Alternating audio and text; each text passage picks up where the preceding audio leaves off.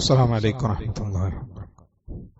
الحمد لله رب العالمين والصلاة والسلام على رسوله الأمين وعلى آله وصحبه أجمعين أما بعد. പ്രിയമുള്ളവരെ, അല്ലാഹുവിനെ സൂക്ഷിക്കണമെന്ന് പ്രത്യേകം ഉണർത്തുന്നു. നിസ്കാരങ്ങളിൽ സംഭവിക്കുന്ന മറവികളും അതുപോലെ തന്നെ റക്അത്തുകളുടെ എണ്ണത്തിലുള്ള ആശയക്കുഴപ്പങ്ങളും അതിന് പരിഹാരമായിട്ടുള്ള സുജൂദ് സഹ്വ്, മറവിയുടെ സുജൂദുമായി ബന്ധപ്പെട്ടാണ് കഴിഞ്ഞ ക്ലാസ്സിൽ നമ്മൾ സംസാരിച്ചത്. സുജൂദ് സഹ്വ്, സഹ്വിന്റെ സുജൂദ്, അതിന്റെ മതവിധിയിൽ പണ്ഡിതന്മാർക്കിടയിൽ അഭിപ്രായ വ്യത്യാസമുണ്ട്. അത് നിർബന്ധമാണോ സുന്നത്താണോ എന്നുള്ള വിഷയത്തിൽ. നിർബന്ധമാണ് എന്ന് പറയുന്ന പണ്ഡിതന്മാർ, അവർക്ക് തെളിവായിട്ട് പറയാനുള്ളത് ഇദാ ശക്ക അഹദുക്കും ഫീ സലാത്തിഹി ഫല്യതഹറ സവാബ് ഫല്യുതിമ്മ അലൈഹി സുമ്മ ലിയുസല്ലിം സുമ്മ യസ്ജുദ് സജദതൈൻ തുടങ്ങിയ ധാരാളം ഹദീസുകൾ നമ്മളിവിടെ വിശദീകരിച്ചിട്ടുണ്ട്. അതായത്, നിങ്ങൾ നിസ്കാരത്തിൽ സംശയിക്കുകയാണെങ്കിൽ അതിലേറ്റവും ശരിയായതിനെ അവൻ തെരഞ്ഞെടുക്കുകയും എന്നിട്ട് നിസ്കാരം പൂർത്തീകരിക്കുകയും പിന്നീട് സലാം വീട്ടിയ ശേഷം 2 സുജൂദ് ചെയ്യുകയും ചെയ്തു കൊള്ളട്ടെ എന്ന് പറയുന്ന കൽപ്പനക്രിയകളാണ്. അപ്പൊ മറവിയുടെ സുജൂദുകൾ കൽപ്പനക്രിയയായിട്ട് വന്നത് കൊണ്ട് അത് നിർബന്ധമാണ്, ഒഴിച്ചുകൂടാൻ പറ്റാത്തതാണ് എന്നാണ് പണ്ഡിതന്മാര് അഭിപ്രായപ്പെടുന്നത്. സുന്നത്ത് നിസ്കാരങ്ങളിലും ഇതുപോലെ തന്നെ നമുക്ക് എന്തെങ്കിലും മറവി സംഭവിച്ചാൽ ആ സുന്നത്ത് നിസ്കാരങ്ങളിലും ഇതുപോലെ സഹവിന്റെ സുജൂദ് ചെയ്യേണ്ടതാണ് എന്നതാണ്. അത് ഫർളോ സുന്നത്തോ എന്ന് വ്യത്യാസമല്ല. ഇമാം ബുഖാരി അദ്ദേഹത്തിന്റെ സഹീഹ് ബുഖാരിയിൽ അദ്ദേഹം ഒരു അധ്യായം തന്നെ കൊടുക്കുന്നുണ്ട്. ബാബു സഹവി ഫിൽ ഫർളി വത്തതവ്വുഇ, ഫർള് നിസ്കാരങ്ങളിലും സുന്നത്ത് നിസ്കാരങ്ങളിലും മറവി സംഭവിക്കുന്നതുമായി ബന്ധപ്പെട്ട് ഒരു അധ്യായം തന്നെ കൊടുക്കുന്നുണ്ട്. എന്നിട്ട് ഇബ്നു അബ്ബാസ് റളിയല്ലാഹു അൻഹു നിന്നുള്ള ഒരു ഹദീസാണ് അദ്ദേഹം കൊടുക്കുന്നത്. അന്നഹു സജദ സജദതൈനി ബഅദ വിത്രിഹി, വിത്ർ നിസ്കാരത്തിൽ, വിത്രിലെ മറവി സംഭവിച്ചപ്പോ വിത്രിന് ശേഷം അദ്ദേഹം 2 സുജൂദ് ചെയ്തു എന്ന് ഇബ്നു അബ്ബാസ് റളിയല്ലാഹു അൻഹുവിന്റെ ഉദ്ധരണിയും കൊടുക്കുന്നുണ്ട്. ഇനി നമ്മൾ മനസ്സിലാക്കേണ്ട, മറവിയുടെ സുജൂദിന്റെ കാരണമുണ്ടായി. അത് മറവിക്ക് സുജൂദ് സഹ്വ് ചെയ്യേണ്ടതായിരുന്നു, പക്ഷേ അതിന്റെ സുജൂദ് ചെയ്യാൻ മറന്നുപോയി. അതന്നെ മറന്നുപോയി. സുജൂദ് ചെയ്യേണ്ട ഒരു പ്രവൃത്തി ഉണ്ടായി, എന്നിട്ട് സുജൂദ് സഹ്വ് മറന്നുപോയാൽ അയാൾ എന്ത് ചെയ്യണം എന്നുള്ളതിലാണ് മറ്റൊരു മസലകളുള്ളത്. ഷെയ്ഖ് ഇബ്നു ഉസൈമീൻ റഹ്മഹുല്ലാഹ് ഈ വിഷയത്തിൽ അദ്ദേഹത്തോട് ചോദിക്കപ്പെടുകയുണ്ടായി. അദ്ദേഹം പറഞ്ഞു, ഇൻദക്കറ ഫീ സമനിൻ ഖരീബിൻ സജദ, നിസ്കാരം കഴിഞ്ഞ് കൂടുതൽ സമയമൊന്നും ആയിട്ടില്ല, നമുക്ക് പെട്ടെന്ന് ഓർമ്മ വന്നാൽ ആ സഹ്വ് മറവിയുടെ സുജൂദ് അവൻ നിർവഹിക്കേണ്ടതാണ്. എന്നാൽ കൂടുതൽ സമയമായി കഴിഞ്ഞാൽ പിന്നീട് നിർവഹിക്കേണ്ടതില്ല. സംസ്കാരത്തിൽ നമ്മൾ പള്ളിയിൽ തന്നെ ഇരിക്കുകയാണ്, ഞാൻ സഹ്വിന്റെ സുജൂദ് ചെയ്യേണ്ടതായിരുന്നു, മറന്നുപോയല്ലോ എന്ന് നമുക്ക് ഓർമ്മ വന്നാൽ ഉടനെ 2 സുജൂദ് ചെയ്യാവുന്നതാണ്. നമ്മൾ പള്ളിയിൽ നിന്നൊക്കെ പോയി പുറത്തൊക്കെ പോയി കുറച്ച് കഴിഞ്ഞതിന് ശേഷമാണ് ഞാൻ മറവിന്റെ സുജൂദ് ചെയ്തിട്ടില്ല എന്നതെങ്കിൽ അത് നിർവഹിക്കേണ്ട ആവശ്യമില്ല എന്നാണ് പറയുന്നത്. ഫലൗ ഖറജ മിനൽ മസ്ജിദി ഫഇന്നഹു ലാ യർജി ഇലൽ മസ്ജിദ് എന്ന് പറഞ്ഞ, പള്ളിയിൽ നിന്ന് പുറത്തു പോയാൽ പിന്നെ അതിനു വേണ്ടി പള്ളിയിലേക്ക് തന്നെ മടങ്ങി വരേണ്ട ആവശ്യമില്ല എന്നാണ് അദ്ദേഹം പറയുന്നത്. എന്നാൽ ഷെയ്ഖുൽ ഇസ്ലാം ഇബ്നു തൈമിയ്യ പോലുള്ള പണ്ഡിതന്മാർ പറയുന്നത് ബൽ യസ്ജുദ് വലൗ താല സമൻ, എത്ര സമയം കഴിഞ്ഞാലും എപ്പോഴാണോ ഓർമ്മ വരുന്നത് അപ്പൊ സുജൂദ് ചെയ്യണം. കാരണം മറവിയുടെ സുജൂദ് നിർബന്ധമാണ്. അപ്പൊ ആ നിർബന്ധം നമുക്ക് വീട്ടിലെത്തിയിട്ടാണ് ഓർമ്മ വരുന്നതെങ്കിൽ അവിടുന്ന് വീട്ടിൽ നിന്ന് സുജൂദ് ചെയ്താൽ മതി, പള്ളിയിൽ തന്നെ വരണമെന്നില്ല എന്ന് പറഞ്ഞ പണ്ഡിതന്മാരും ഉണ്ട്. കാരണം അത് മറ്റൊരു ന്യൂനതയെ പരിഹരിക്കാനുള്ള പരിഹാരമാണ്. അപ്പൊ അത് നിർവഹിച്ചാൽ മാത്രം എന്ത് ചെയ്യുള്ളൂ, പരിഹാരം ഉണ്ടാവുള്ളൂ. അപ്പൊ ആ നിസ്കാരത്തിനുള്ള മറവിക്കുള്ള സുജൂദ് എപ്പോഴാണെങ്കിലും ചെയ്യണം എന്നാണ് ഷെയ്ഖുൽ ഇസ്ലാം ഇബ്നു തൈമിയ്യ പോലുള്ള പണ്ഡിതന്മാർ. അതായത് അത്രമാത്രം പ്രാധാന്യം അർഹിക്കുന്ന ഒരു കർമ്മമാണ് ഈ സുജൂദ് സഹ്വ് എന്നാണ് ഇതിന്ന് മനസ്സിലാകുന്നത്.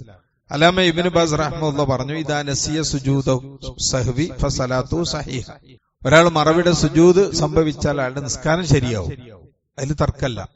ഒരാൾ മറവിന്റെ സുജൂദ് ചെയ്തില്ല എന്നെങ്കിലും നിസ്കാരം ശരിയാവും. ലാക്കിൻ മത്താ ദക്കറ സജദ സജദതൈ സഹ്വ്, എപ്പോ ഓർമ്മ വരുന്നോ അപ്പൊ അവൻ ആ മറവിയുടെ സുജൂദ് ചെയ്യേണ്ടതാണ്. അത് പള്ളിയിലായാലും വീട്ടിലായാലും എപ്പോഴാണോ ഓർമ്മ വരുന്നത് അപ്പൊ ചെയ്യണം എന്നാണ് പറയുന്നത്. ചില പണ്ഡിതന്മാർ പറഞ്ഞത് കൂടുതൽ സമയമായാൽ പിന്നീട് അവൻ നിർവഹിക്കേണ്ടതില്ല എന്നുള്ളതാണ്. അതാണ്. എന്നാൽ ഓർമ്മ വരുമ്പോൾ ചെയ്യുകയാണ് സൂക്ഷ്മതയ്ക്ക് ഏറ്റവും നല്ലത് എന്നാണ് അവരെന്ത് ചെയ്യുന്നത്, അഭിപ്രായപ്പെടുന്നത്. ചുരുക്കി പറഞ്ഞാൽ മറവിയുടെ സുജൂദ് അത് വളരെ പ്രാധാന്യം അർഹിക്കുന്ന ഒരു കാര്യമാണ് എന്നാണ് നമ്മൾ മനസ്സിലാക്കുന്നത്. ഇനി ഇമാം സുജൂദ് സഹ്വ് മറന്നാൽ മഅ്മൂമ് ഒറ്റക്ക് സുജൂദ് ചെയ്യാൻ പാടില്ല.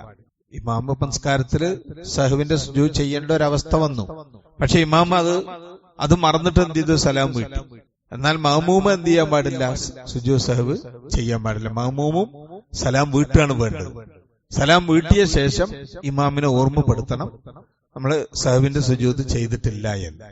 ആ സന്ദർഭത്തില് ഇമാമ് സുജൂദ് ചെയ്യുകയും അതിന്റെ കൂടെ മഅ്മൂമുകളും സുജൂദ് ചെയ്യാണ് വേണ്ടത്. എന്നല്ലാതെ മഅ്മൂമിനൊറ്റക്കായിട്ട് സുജൂദ് ചെയ്യാൻ പാടില്ല എന്നാണ്.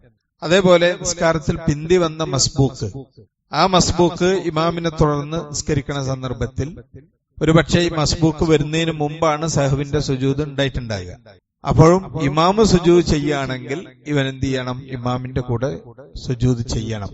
കാരണം പിന്നെ ഇന്നമാ ജുഇലൽ ഇമാമു ലിയുതമ്മ ബിഹി, ഇമാമിനെ നിശ്ചയിച്ചിട്ടുള്ളത് ഇമാമിനെ പിന്തുടരപ്പെടേണ്ടതിനാണ്. അതുകൊണ്ട് തന്നെ നബി സല്ലല്ലാഹു അലൈഹി വസല്ലം പറഞ്ഞു, ഫൈദാ കബ്ബറ കബ്ബിറു ഫൈദാ സജദ ഫസ്ജുദു.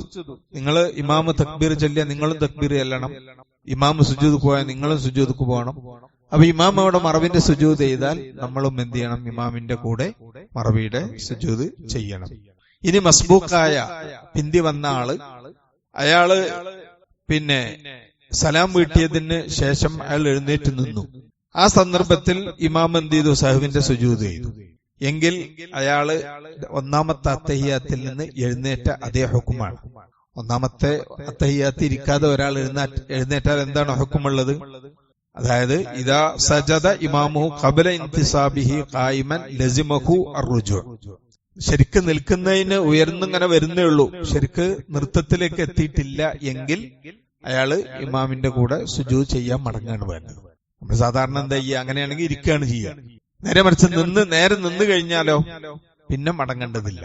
ഒരാളെന്ത് ചെയ്തു, മസ്ബൂക്ക് ഇമാമ് സലാം വീട്ടിയപ്പോ ഇനി സുജൂദ് ഇല്ല, സംസ്കാരം കഴിഞ്ഞു എന്ന് കരുതിയിട്ടാണ് എഴുന്നേറ്റ് നിന്നത്. അപ്പോഴാണ് ഇമാം എന്ത് ചെയ്യുന്നത്, സുജൂദ് ചെയ്ത് സലാം വീട്ടിയിട്ട് പിന്നുള്ള സുജൂദ് ചെയ്യും. ആ സന്ദർഭത്തിൽ അവൻ മടങ്ങേണ്ടതില്ല എന്ന്. ഇനി അങ്ങനെ മടങ്ങുകയാണെങ്കിലും വിരോധമില്ല എന്നാണ് പണ്ഡിതന്മാർ പറഞ്ഞത്. കാരണം ഇമാമിനെ നമ്മൾ എന്ത്, ഇമാമ് നമ്മുടെ ഇമാമായിരുന്നു, അതുകൊണ്ട് ഇമാമിനെ പരിഗണിച്ച് മടങ്ങുകയാണെങ്കിലും വിരോധമല്ല. മടങ്ങിയിട്ടില്ലെങ്കിൽ പ്രശ്നമൊന്നുമില്ല എന്ന് തന്നെയാണ്. എന്നാൽ നൃത്തത്തിലേക്ക് എത്തിക്കഴിഞ്ഞ ശേഷം അയാൾ ഖുർആൻ പാരായണം ചെയ്ത ശേഷമാണെങ്കിൽ പിന്നെ മടങ്ങാൻ പാടില്ല എന്നതാണ് അവിടെ പഠിപ്പിക്കുന്ന മറ്റൊരു കാര്യം. അദ്ദേഹം ആ മസ്ബൂക്ക് എന്ത് ചെയ്യണം, അയാളുടെ സലാം വീട്ടിയതിനു ശേഷം അയാൾ നിസ്കാരത്തിന് പൂർത്തിയാക്കിയിട്ട് സലാം വീട്ടിയ ശേഷം എന്ത് ചെയ്യണം, ആ സുജൂദ് സഹ്വ് അയാൾ ഒറ്റക്ക് നിർവഹിക്കും വേണം. അതേപോലെ തന്നെ നിസ്കാരത്തിലെ വാജിബുകൾ നഷ്ടപ്പെട്ടാലാണ് സംഭവം നമ്മൾ സാധാരണ ഈ സഹ്വിന്റെ സുജൂദ് ചെയ്യാറുള്ളത്. അതല്ലെങ്കിൽ റക്അത്തിന്റെ എണ്ണങ്ങളുടെ സംശയം ഉണ്ടാകുക ഒക്കെ ചെയ്താൽ. എന്നാൽ നിസ്കാരത്തിലെ സുന്നത്തുകൾ ഏതെങ്കിലും ഒന്ന് മറന്നാൽ, ഒരാള് കൈ കെട്ടുന്ന സന്ദർഭത്തിൽ റുക്കുക്ക് പോകുമ്പോ റുക്കുന്ന് വരുമ്പോ ഒക്കെ കൈ ഉയർത്തിയില്ല, അതുപോലുള്ള സുന്നത്തുകൾ മറന്നാൽ അതിന് മറവിയുടെ സുജൂദ് ഇല്ല എന്നതാണ് പണ്ഡിതന്മാര് പറഞ്ഞിട്ടുള്ളത്. മറ്റൊരു വിഷയം, ഇവിടെ നമ്മൾ സലാം വീട്ടിയ ശേഷം സുജൂദ് സഹ്വ് ചെയ്യുകയാണെങ്കിൽ അവിടെ തശഹ്ഹുദ് ഓതേണ്ടതുണ്ടോ എന്നുള്ളതിലും വലിയ ചർച്ചകളുണ്ട്. നമ്മൾ സഹ്വിന്റെ സുജൂദ് രണ്ട് രീതിയിലുണ്ട്. ഒന്ന് സലാം വീട്ടുന്നതിന് മുമ്പ്, മറ്റൊന്ന് സലാം വീട്ടിയ ശേഷമുള്ളത്. ഇപ്പൊ ഈ സലാം വീട്ടിയ ശേഷമാണെങ്കിൽ അതിന് അല്ലാമ ഇബ്നു തൈമിയ്യ റഹ്മത്തുള്ളാഹി പറഞ്ഞു, ഇദാ കാന സുജൂദു ബഅദ സലാം, സലാം വീട്ടിയ ശേഷമാണ് സഹ്വിന്റെ സുജൂദ് ചെയ്യുന്നതെങ്കിൽ ഫഇന്നഹു യജിബു ലഹു അസ്സലാം, അയാൾ വീണ്ടും സലാം വീട്ടണം. സുജൂദ് കഴിഞ്ഞിട്ട് വീണ്ടും സലാം വീട്ടണം. ഫയസ്ജുദു സജദതൈനി സുമ്മ യുസല്ലിം, അപ്പൊ അയാളെ സലാം വീട്ടിയ ശേഷം സഹ്വിന്റെ സുജൂദ് ചെയ്തിട്ട് പിന്നെ വീണ്ടും സലാം വീട്ടുകയാണ് വേണ്ടത്. പിന്നീട് തശഹ്ഹുദ് ചൊല്ലേണ്ടതുണ്ടോ എന്നുള്ള വിഷയത്തിൽ അദ്ദേഹം പറയാണ്, അതിൽ പണ്ഡിതന്മാർക്കിടയിൽ അഭിപ്രായ വ്യത്യാസമുണ്ട്. അതിലേറ്റവും ശരിയായിട്ടുള്ള അഭിപ്രായം തശഹ്ഹുദ് അത്തഹിയാത്ത് ഓതേണ്ടതില്ല, അയാള് സലാം വീട്ടിയാൽ മതിയാകും എന്നതാണ്. അതേപോലെ തന്നെ ഉറക്ക ഓതേണ്ട സന്ദർഭങ്ങളിൽ പതുക്കെ ഓതിയാലും പതുക്കെ ഓതേണ്ട സന്ദർഭങ്ങളിൽ ഉറക്ക ഓതിയാലൊക്കെ സഹ്വിന്റെ സുജൂദ് ചെയ്യണം. അത് മറവി സംഭവിച്ചതുകൊണ്ടാണല്ലോ. എന്ന് അഭിപ്രായപ്പെട്ട പണ്ഡിതന്മാരും ഉണ്ടായിട്ടുണ്ട്. ഒരാൾ അങ്ങനെ മറന്നാലും സുജൂദ് ചെയ്തിട്ടില്ലെങ്കിലും കുഴപ്പമൊന്നുമില്ല, അതിന് വരെ സഹവിന് സുജൂദ് ചെയ്യണം എന്ന് പറഞ്ഞിട്ടുണ്ട്. അതേപോലെ ഇമാമിന് പിന്നിൽ മറവി, മഅ്മൂമിന് മറവി സംഭവിച്ചു.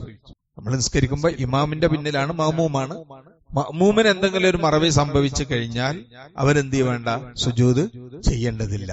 അവന്റെ മറവിക്കും അതിനുള്ള പരിഹാരമായിട്ട് ഇമാം എന്ത് ചെയ്യും, അത് വഹിച്ചുകൊള്ളും എന്നാൽ ഇമാം നബവി റഹ്മഹുള്ള അത് പറയുന്നുണ്ട്. പിന്നെ ഇദാ സഹ ഖൽഫൽ ഇമാം, ഇമാമിന്റെ പുറകില് ഒരാൾ മറവ് സംഭവിച്ചാൽ തഹമ്മലൽ ഇമാമു സഹുവഹു, അവന്റെ ആ മറവി ഇമാമ് ഏറ്റെടുക്കും. വലാ യസ്ജുദു വാഹിദു മിൻഹുമാ, അതിന് രണ്ടാളും സുജൂദിന്റെ, ഇമാമും ചെയ്യേണ്ട മാമൂമും ചെയ്യേണ്ടതില്ല. അതേപോലെ തന്നെ ഒരേ നിസ്കാരത്തിൽ ഒന്നിൽ കൂടുതൽ മറവികൾ സംഭവിച്ചു എന്ന് കരുതുക. അത് എന്തെങ്കിലും ഒന്ന് മറവിണ്ടായി, വീണ്ടും മറവിണ്ടായി, അങ്ങനെ എത്ര മറവി സംഭവിച്ചാലും ശരി ഒറ്റ സുജൂദേ ചെയ്യേണ്ടതുള്ളൂ. ഒറ്റ സുജൂദ് പറഞ്ഞാൽ 2 സുജൂദാണ് മറവിയുടെ സുജൂദ്. ആ ഒരു പ്രാവശ്യം മാത്രമാണ്, 2 സുജൂദ് മാത്രമാണ് അവൻ ചെയ്യേണ്ടതുള്ളൂ എന്നർത്ഥം.